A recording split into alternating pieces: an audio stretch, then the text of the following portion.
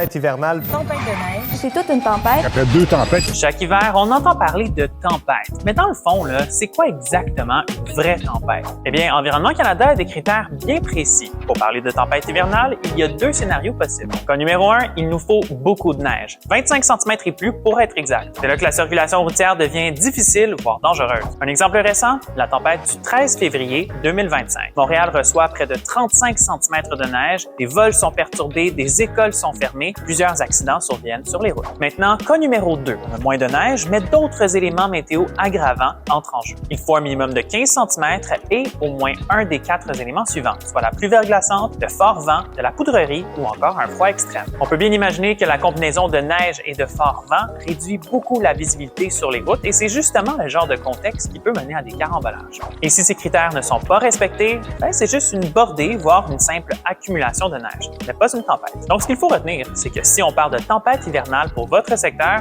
il ne faut surtout pas prendre ça à la légère. Et pour vous, c'est quoi une vraie tempête? Dites-nous ça dans les commentaires.